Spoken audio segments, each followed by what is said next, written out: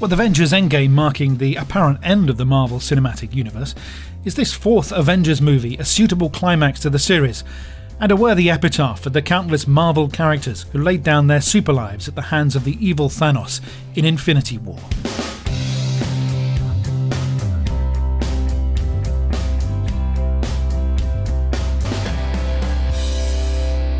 Avengers Endgame is directed by brothers Anthony and Joe Russo.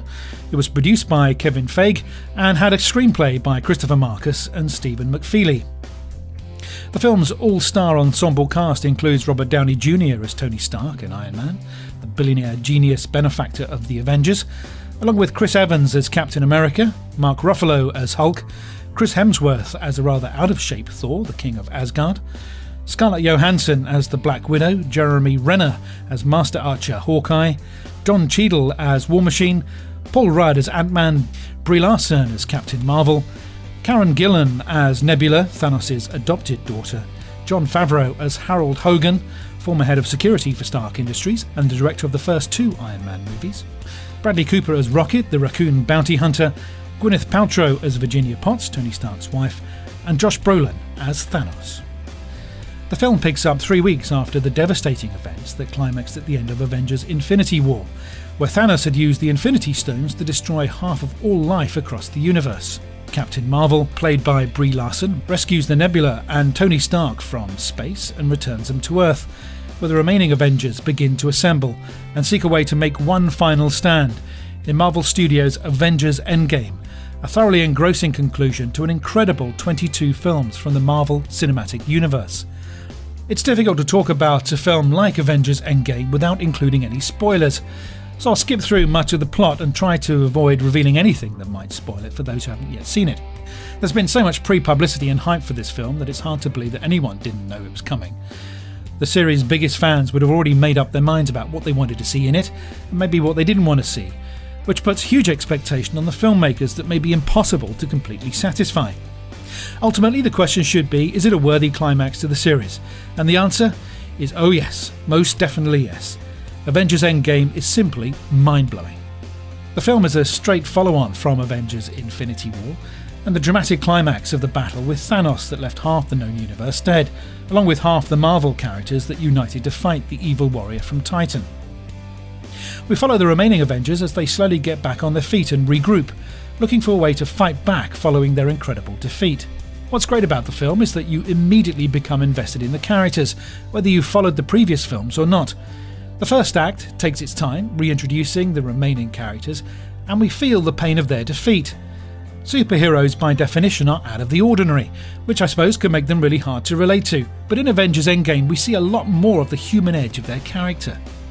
At first I was worried that about 3 hours the film may be too long, dragging out the story for one last time.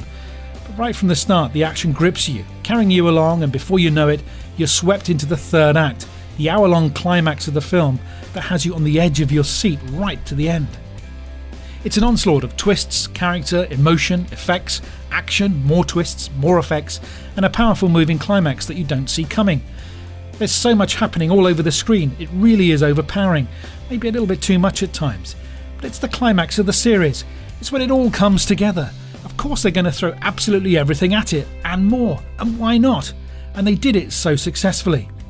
It was pure and simple, action-packed, wall-to-wall entertainment, complete fun, for which there can be no complaints, because after all, that's what you go to the cinema to watch a superhero film for. The ensemble cast are by now so used to working with each other, it was inevitable that they would put in strong performances.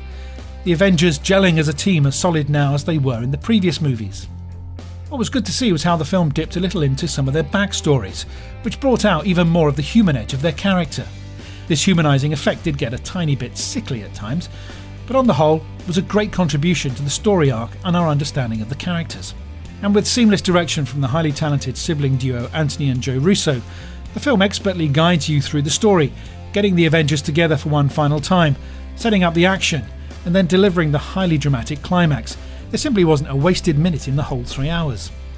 And finally, a huge round of applause should go out to David Farmer, the sound designer for the film. The whole sound design was a joy to hear, bringing live action and CGI performances truly alive, helping the audience to suspend their disbelief and become even more engrossed in the movie. The Avengers Endgame is meant to mark the end of the Marvel Cinematic Universe as we've come to know it. And if that's the case, then they have a great film with which to bow out. The film is an awesome spectacle, a 3-hour rollercoaster of nail-biting action and adventure. And as for a rating, it was a great story, great performances, great visual effects on screen, fantastic audio. I'm going to give it 5 stars. So whether you're into the latest releases or prefer to go behind the scenes with some of our greatest filmmakers, please do subscribe to our channel. We post new videos every week, so there's always plenty to see.